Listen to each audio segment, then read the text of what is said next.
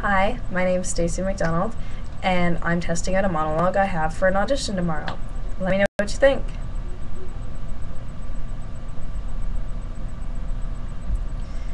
There used to be this train that went by my house every day. It was the worst. I used to live in this awful house right underneath the tracks, and so the building literally rattled every time the stupid thing passed over.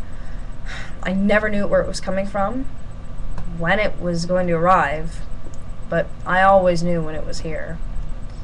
I considered calling the station, telling them to fix the tracks so I could get some sleep, but I never got around to it.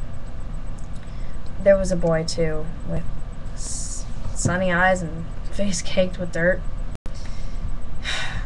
He'd always play on the tracks, and he'd make cat calls at me whenever I went to work. I'd tell him to come down from there, that it wasn't safe and trains could come at any moment.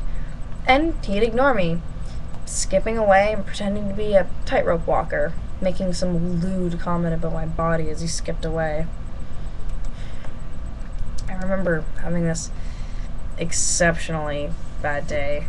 I saw the little brat on the rails again. I just lost it.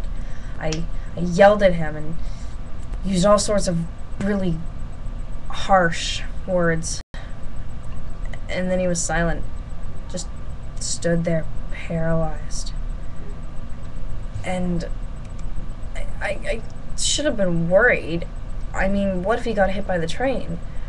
But at the time, I didn't think to care. The next day, there was a knock on my door.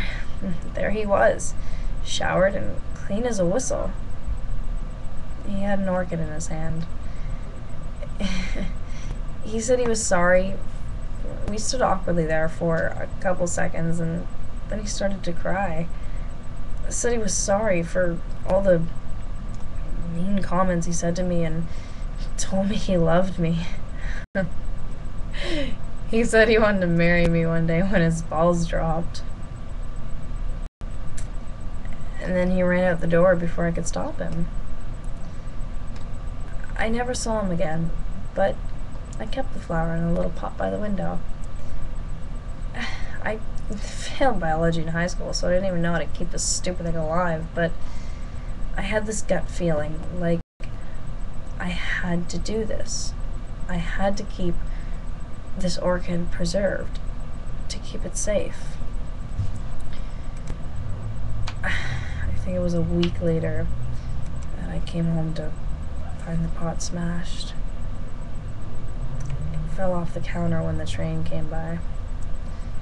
I didn't realize how close it was to the edge. A year later, I found out what happened to the boy. After he gave me the flower, he took the train tracks home. He never saw it coming. And I keep asking myself, what if I had called the station? What if the orchid wasn't so close to the edge? Would I have stopped the train? End scene. Let me know what you think.